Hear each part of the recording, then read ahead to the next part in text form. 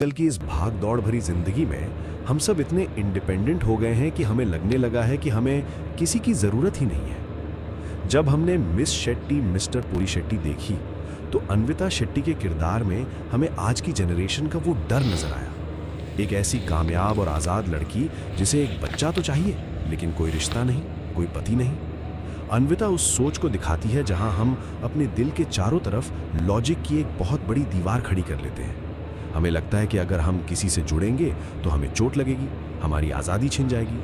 हम खुद को इतना मजबूत बना लेते हैं कि हम भूल ही जाते हैं कि रोने के लिए एक कंधे की ज़रूरत सबको होती है।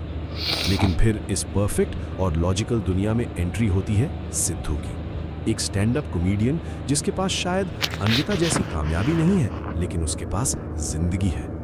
सिद्धू का किरदार हमें ये सिखाता है कि आप अपनी जिंदगी को किसी एक्सेल शीट की तरह प्लान नहीं कर सकते।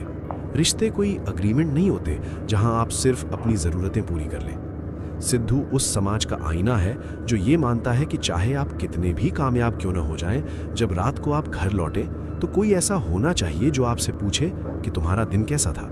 इस फिल्म की सबसे बड़ी खूबसूरती किसी रोमांस में नहीं है बल्कि उस रियलाइजेशन में है जब अन्विता को ये समझ आता है कि कंपेनियनशिप यानी किसी का साथ कोई पिंजरा नहीं होता।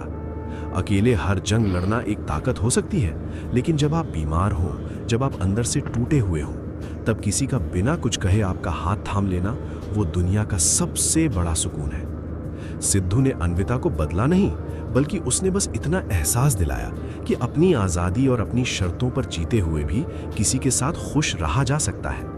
प्यार आपकी आज़ादी नहीं छीनता, वो बस आपके अकेलेपन को बांट लेता है। ये फिल्म हम सबको एक बहुत प्यारी सी बात सिखा कर जाती है कि जिंदगी में लॉजिक होना बहुत ज़रूरी है, लेकिन अगर उस लॉजिक में इमोशंस ना हो तो वो जिंदगी बहुत वीरान हो जाती है।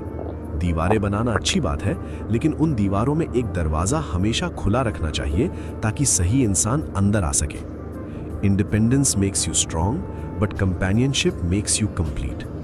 ऐसी बातें इस शो